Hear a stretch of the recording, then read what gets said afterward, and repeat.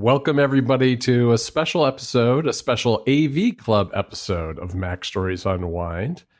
I'm John Voorhees, and with me is Federico Vitici. Hey, Federico. Hello, John. How are you? Doing really well. We've also got Jonathan Reed. Hi, Jonathan. Hi, guys. How are you both? And we have a special guest with us today, Roman Lefebvre. Hi, Roman. Hey, Beth. Thanks for having me.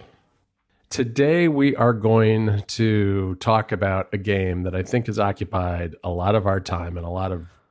Final Fantasy 16. No? No, it's not that? No, that's... Oh, I'm in the wrong show. That's for another...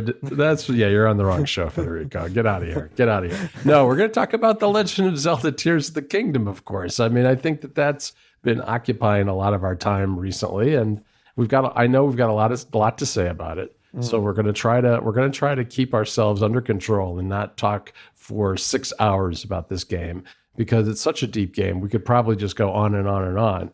But I don't know. I mean, I think maybe a little context and background is in order, though, because I know Jonathan asked Federico earlier today what his backstory with The Legend of Zelda is, and he said he had an interesting story to share. So why don't we start with that, TG?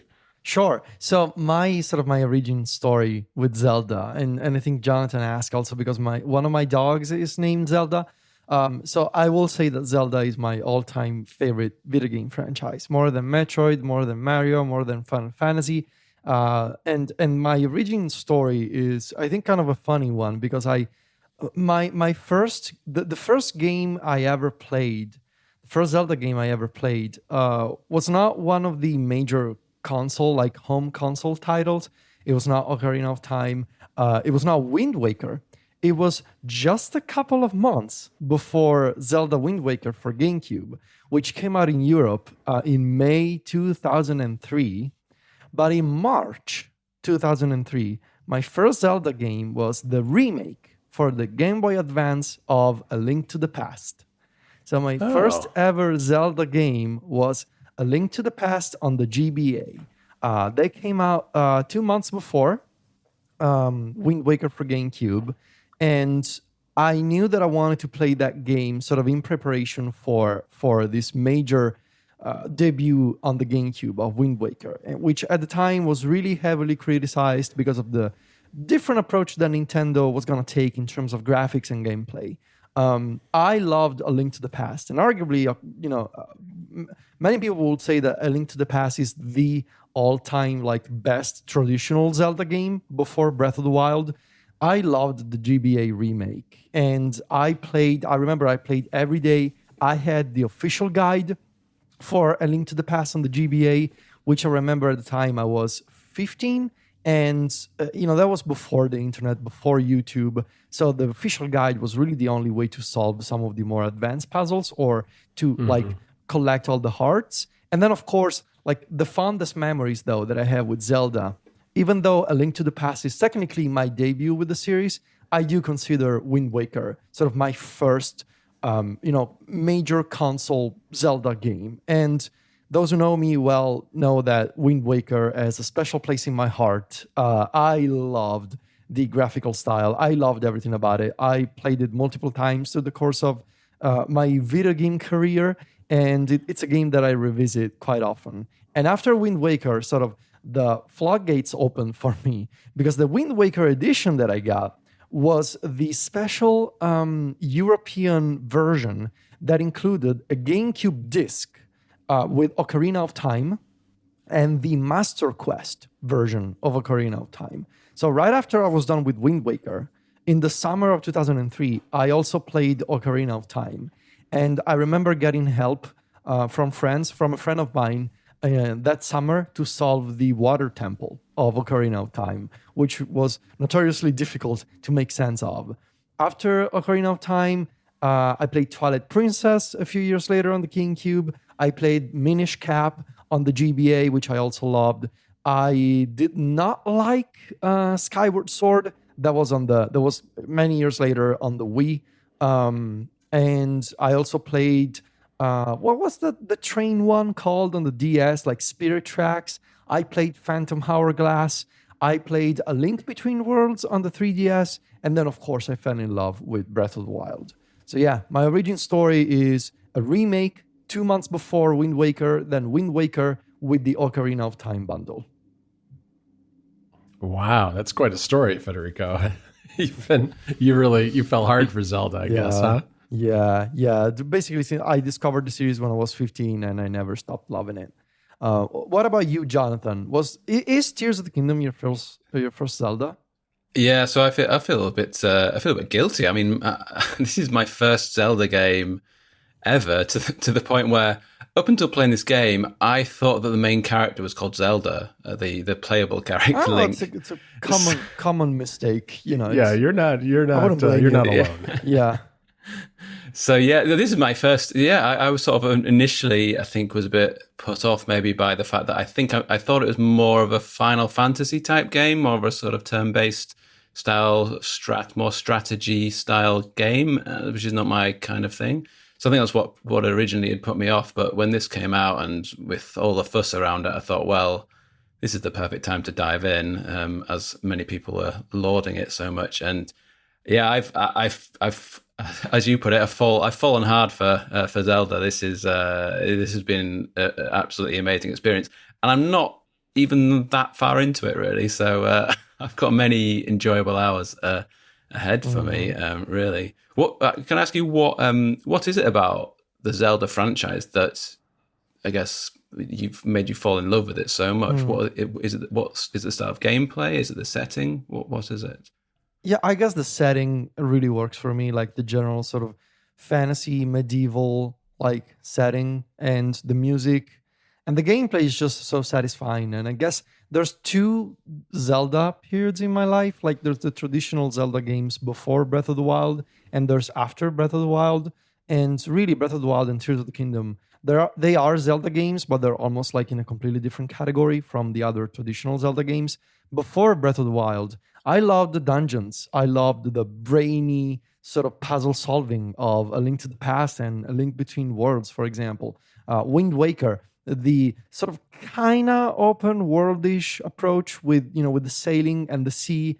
And again, the music has always played a huge role. Zelda's never been a great combat game. Like you don't play Zelda because of the fighting system. Like it's not like a Souls game. It's not like Elden Ring. You play Zelda because of the vibe, because of the music, because of the memes, because it's fun, and because I'm also one of those people who obsesses over the Zelda timeline and the lore. And I got my physical encyclopedias here at home. I got my Breath of the Wild art book. I got the Tears of the Kingdom art book coming sometime this summer. So yeah, it's a bunch of reasons why I play Zelda, but it's really before and after Breath of the Wild. What about you, Roman? What's your history with Zelda? Yeah, I started with Ocarina of Time on the N64. I think Nice. that was my very first console, and I think after that, I played the Majora's Mask as well, which was very different from Yeah. Ocarina of Time, and like in sort of a scary way. When I can't even remember how old I was then, but like probably 9 years old. It's kind of scary. And I think I've played most of the mainline games since then. The exceptions would be actually Spirit Tracks, like all of these sort of 3DS games, and Skyward Sword for some reason. I actually own the game, but I, Yeah. for some reason, never played it. I think there's probably something to that.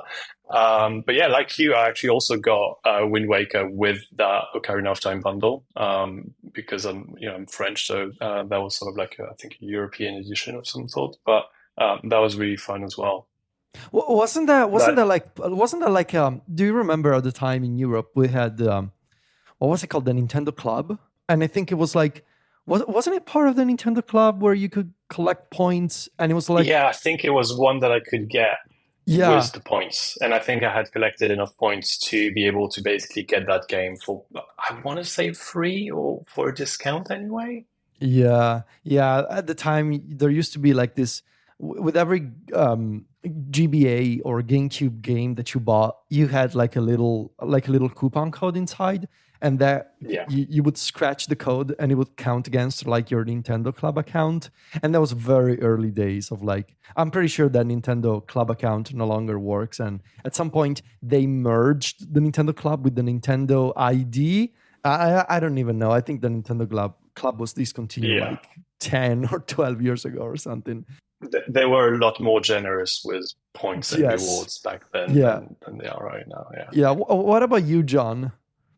I'm definitely more of a modern Legend of Zelda fan, especially starting with Breath of the Wild. I mean, that's for a couple of reasons, I guess. The main one being that I have a very long gap in my video game playing history where I was kind of out of the video game scene in the 90s and early 2000s. And so while I had been exposed to The Legend of Zelda with the N64, where I played Ocarina of Time a little bit, I didn't have a GameCube. I didn't have, a Wii U. I did have a Wii, but I kind of dropped out of it and didn't really play much. Because you were a lawyer. You were a serious lawyer. I was a lawyer, and I had little kids too, so I have excuses.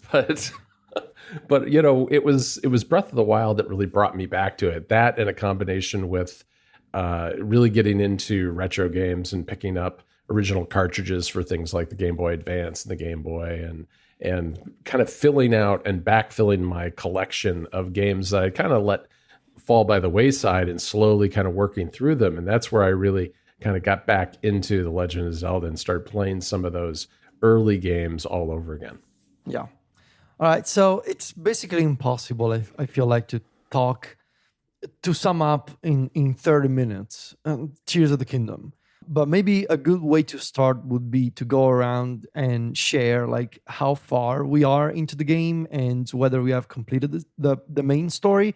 And I'll go first, and I'll say I'm about 40 to 45 hours into the game. I haven't played these past couple of days, but I think I'm like 43 something hours actually into the game. And I've done 3 of the 4 main dungeons called the temples, and I have not finished the main story. And I also don't plan on finishing the main story anytime soon because the game is so massive and I'm having so much fun exploring and doing side quests. And I still got to uncover the rest of the map.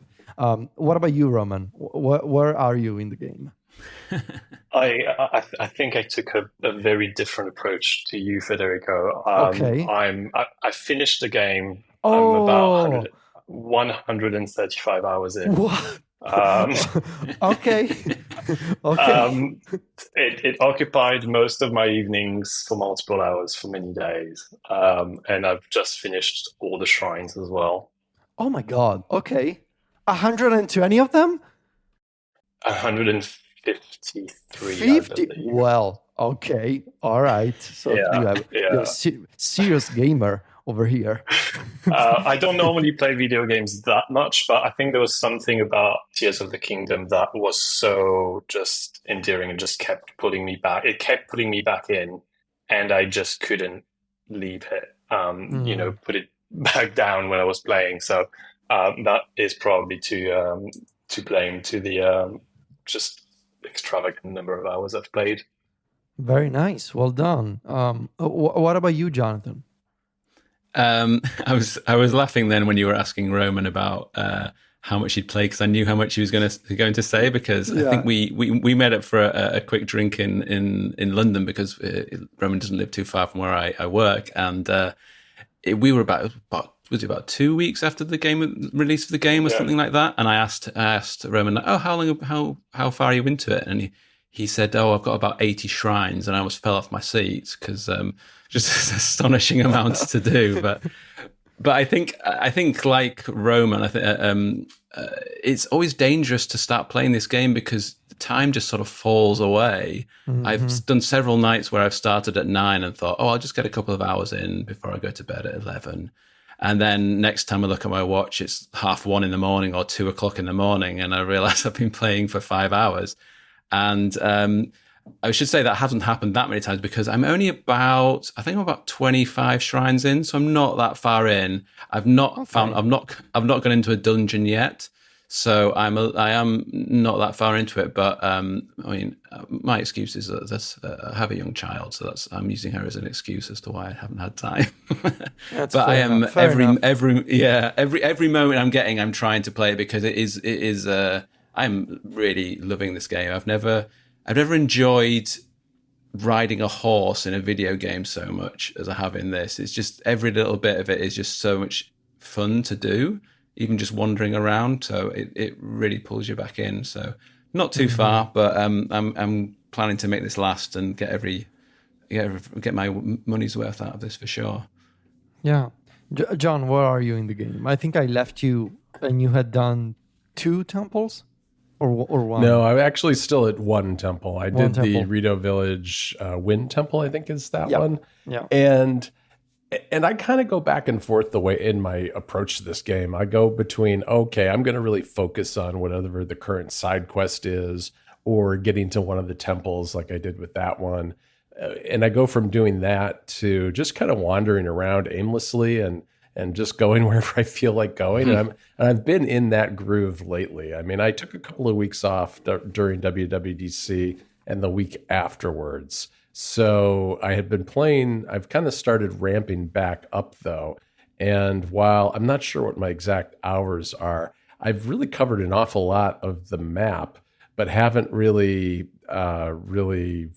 gotten very much further on the temples. I also, I came back from WWC and I decided, you know what, I haven't really spent much time in the depths. So I've been doing a lot of time in the depths lately and starting to explore the Sky Islands a lot more. And it's one of those things about this game where I feel like sometimes I almost don't know what to do because there's so much to do. And if I go down one path and start focusing on one aspect of the game for a while, all of a sudden I feel like, oh, I'm kind of missing out on these other things. So I start going down that path, and it's just kind of like a continuous process, which both keeps me interested in the game, but also makes me feel sometimes like I'm not making as much progress as I thought I would, given the number of hours I've put in. Yeah, same here. Definitely, John. I kind of feel like the game is very much designed for that sort of push and pull approach of it steers you in one direction and then you get distracted and you do something else, and then it steers you back onto sort of the main track of sort of the main quest, whether it's because of something a character like an NPC says, or it's something you like. For example, I think when you complete a side quest in the game, by default, the game sort of puts the objective onto a main quest again. So like you can get distracted and do a side quest, but the game tries to put you back on track. But it's very much designed for that sort of a open experience. And I think, we've shared our 4 very different experiences so far, and each of us is taking a different approach to the game. But I want to ask Roman, as the only one here who's finished the game and done all the shrines, like, now that you've finished the main story, I guess I have 2 questions. The first one being, do you still think you have enough stuff to do? And how was sort of balancing that aspect of, I want to do side quests and I want to explore just aimlessly, like John said, but I also want to complete the story? Yeah, I think so. When I finished the game, basically what I did is I went through the depth. And maybe like as a little tip for everyone, if you go through the depths, it's quite easy because if you see a light route, that light route is going to correspond to a shrine. So if you haven't finished all the shrines, you'll be able to sort of correspond depth map to the overall world, if you will, and find shrines this way, right? And so basically I spent quite a few hours just going through the depth, and then I spent a few hours going through the shrines, and even then I still had a long list of like side quests and stuff. And now it's sort of like winding down a little bit, where like I sort of feel like, okay, I've played almost 150 hours at this point. I feel like I've had my fill of Tears of the Kingdom, or like now I can play in just a couple hours burst here and there. Sorry, what was your second question? How did you feel sort of in terms of like, I want to complete the same story, but there's also all these other side quests that are requiring my attention? Yeah, and the best way I can sort of compare it is maybe to compare it to Breath of the Wild, where like in Breath of the Wild, I felt like I like put a lot more effort in the side quest than I did in Tears of the Kingdom, and I think that's partly because I was very excited about what Nintendo was doing in terms of narrative with Tears of the Kingdom. Hmm. And I wanted to know what happened to Zelda, and I wanted to know how you were going to beat Ganondorf, and so I focused most of my first like 100 hours to, unlocking the map so that I could actually, figure out the story. And if you've done any Dragon Tears, you know that these are quite important to figuring out what happened. So that my focus in Tears of the Kingdom was very much more on the main quest, obviously with a little bit of side quest. It's impossible to go through this game without getting distracted, right? But yeah. Yeah, I feel like the story. Obviously, I'm. Please don't tell me anything about the later part No. of the game. But I feel like the comparison to Breath of the Wild, like I feel like Nintendo has done such a better job in terms of coming up with a more interesting story that fits Yeah. pretty well, I think, in the Zelda timeline and in the deep Zelda lore. And I feel like as a longtime Zelda fan, it's a very satisfying story. Just seeing these Yes. characters like Rauru, for example, that we knew from previous games. Rauru has always been mentioned in Zelda games before, but seeing how it all started, I think so far is very satisfying. And without spoiling much, the fact that it's a Zelda game about time travel and sort of being in these two separate time periods, I think it's so interesting. And I don't know, I have a thing for anything time travel related, whether it's books or movies or TV shows. But to see it in a Zelda game, I'm finding it like I agree with you. Like I feel like I want to do side quests less this time around. Like I want to finish the story, but I also feel sort of a pressure at the same time because there are more side quests than in Breath of the Wild, and they are more interesting than in Breath of the Wild. So there's that strange tension between the main story is better, but also the side quests are better. And so, yeah, I mean, what a good problem to have, right? Yeah, and it feels like there's so much more to do in this world as well, right? Like you take the depth, right? It's an entirely like it's a second map, right? And there's so many advantages to going through the depths, for example. But even when you're going through the overworld, you see some sky islands, you see like a Gleeok or like the Dragon Tears or the caves and all of this sort of stuff that you didn't have in Breath of the Wild. And just having this in Tears of the Kingdom like can feel a little bit like overwhelming. I think John, you were mentioning that sometimes you didn't quite know what to do, but I think it's also that sort of it creates that sort of wonder of like exploration where like you're just anywhere on the map and anywhere you look you'll see something interesting to go towards, right? Mhm.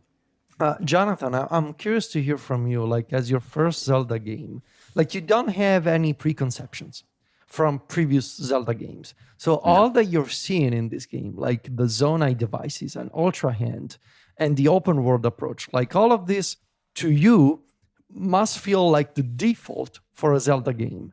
But for me and Roman, it's very much a new thing. And so like you mentioned you've done 25 shrines or so. Like what do you think so far? What kind of game do you feel like you're playing, and like do you feel drawn to the game? What's your experience been like so far as a new player of Zelda?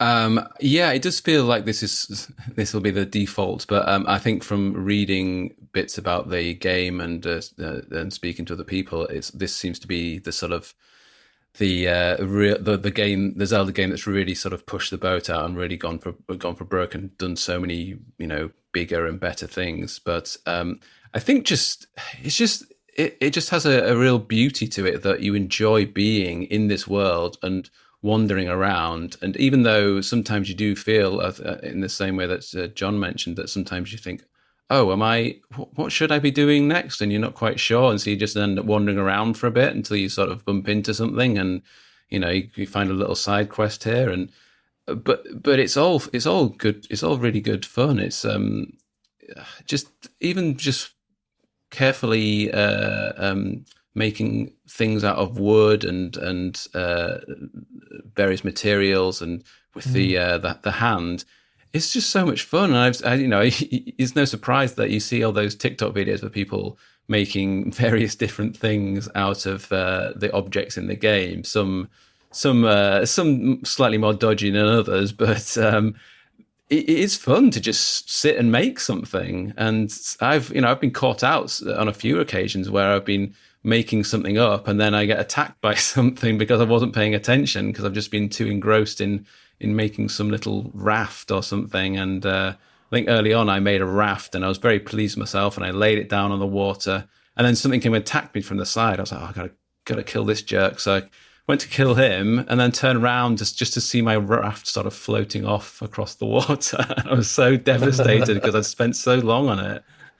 But it is just astonishing how every level of detail in this game, from the music to even the characters and every little nook and cranny of this world, just seems to have something about it. And yeah, my wife and daughter are away with family for the weekend for about 5 days. So I am going to have a really good it is Zelda time for sure. I'm going to be eating, sleeping and dreaming Zelda. So I'm going to start making my little my dinners in the same way that they do in Zelda, and humming a little tune. It's going to be great, but it is a stunning game, and there's no surprise that everyone's really enjoying it as much. I keep thinking, and I think that John, you had this in your notes, how Tears of the Kingdom is so much more video gamey than Breath of the Wild. Like, there's a lot more systems, there's a lot more depth to everything, and like I kind of feel like there's some of these systems that I will need to spend a lot of time sort of understanding, because I really haven't spent much time. Like, for example, one of the abilities that you get is the auto build ability, and that effectively allows you to have presets or blueprints for Zonai devices that you can put together, and sort of these little contraptions that you can make. But I really haven't spent much time digging into that. I saved a couple of favorites and I got a bunch of blueprints and I use those, but I know that I can do so much more with them. And I haven't really spent much time at all investing into pony points at the stables.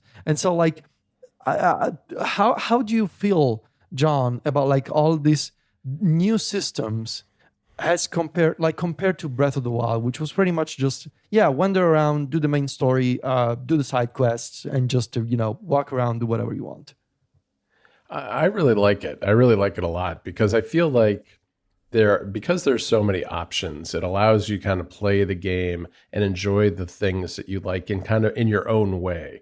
And that was less possible in Breath of the Wild, because you had just a handful of different systems and you really had to work with those. Here, if there's some aspect of the game that you're really not into, you can kind of ignore that. I mean, you don't have to be into collecting your pony points and still enjoy the game. You know what I mean? And I like that a lot, because I think a lot of the things that I found frustrating about Breath of the Wild have been fixed here. I find collecting things more meaningful because there are more things I can do with them. I find cooking to be more enjoyable, even because I feel like it's the use of the meals are a little more meaningful in this game as well. And even the weapons that break, I find not to be as big of a deal now that I have more options to do things with my weapons, like fuse them with rocks or whatever I happen to want to fuse them with. So, I mean, I think that there's still some limitations about this game and some frustrations around the edges, but it's far fewer than there were in Breath of the Wild. Yeah, I agree with that. And I want to ask you, Roman, having finished the game, how much did you lean into sort of breaking the game by, one example that comes to mind, like the second temple that I did, the Goron temple, the fire one. It's this very traditional Zelda dungeon, very puzzly, very brainy, where you have to figure out this train track system for minecarts and sort of make sense of the different directions. And I tried for 30 minutes to make sense of the different sort of floors and levels of the temple. And then I realized, you know what? I'm just going to cheat, quote unquote cheat, because it's a feature. I'm just going to build Zonai devices. I'm going to build a hot air balloon and strap a bunch of rockets to a cart and sort of traverse the temple like this. I didn't have to make sense of the direction of the mine carts because the game allowed me to, again, quote unquote, break the game, as chosen by the game designers by making my own traversal system. How much did you lean into that, especially later in the game? It actually took me a while to get into that spirit, right? Like, for example, fusing weapons. Like, I kept getting frustrated by the fact that my weapons were so weak. And then I remembered, I was like, wait, I've been collecting all of these things I can attach to it. And I feel like for the first two dungeons, I think I've been playing a lot like, Breath of the Wild player, right? And I think part of this is also sort of expected. You need some time to adapt, and also, your Zonai battery is not very powerful, so you don't necessarily invest that much into that. But yeah, in the latter part of the game, I've definitely sort of started, my favorite builds of the whole game is the infamous air bike, right? Nice. Which makes traversing the depth like 1,000 times easier. Like if you're trying to do the depth on foot, you're doing something wrong. You should definitely do an air bike. But I don't have anything against sort of that quote unquote cheating.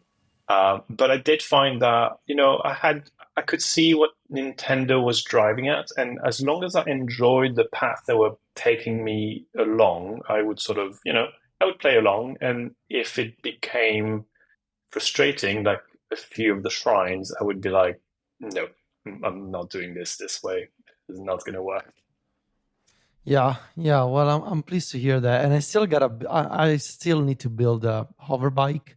I've saved the video with the steps to do the hover bike, and I really do wish that this game had some kind of online system, like similar to, for example, when you do competitive Pokemon play, and you build a competitive team in Pokemon Sword and Pokemon Scarlet.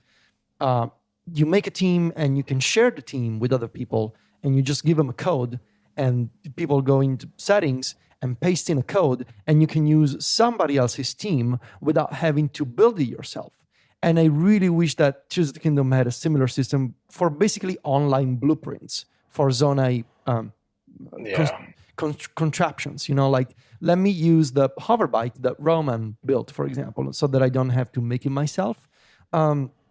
So yeah, maybe that'll come eventually also, but I don't have a lot of faith in Nintendo figuring out an online system. I think they did something similar with Animal Crossing, but yes, it is a very different game.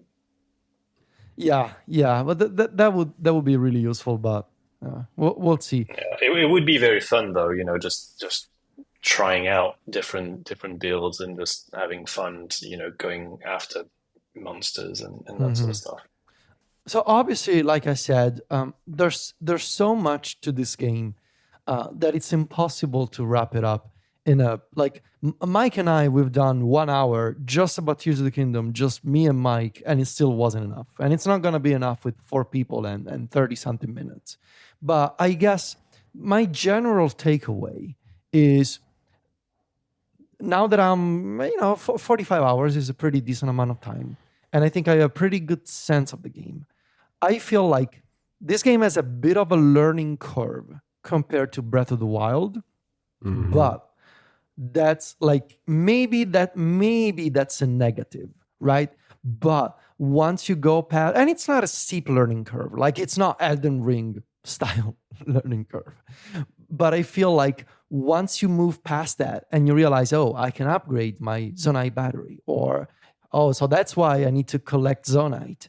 Or once you make sense of like, the flow of the main story and the side quests, and you build a hover bike, like the game really opens up in a way that Breath of the Wild Breath of the Wild was an open game, but I feel like Tears of the Kingdom keeps surprising me.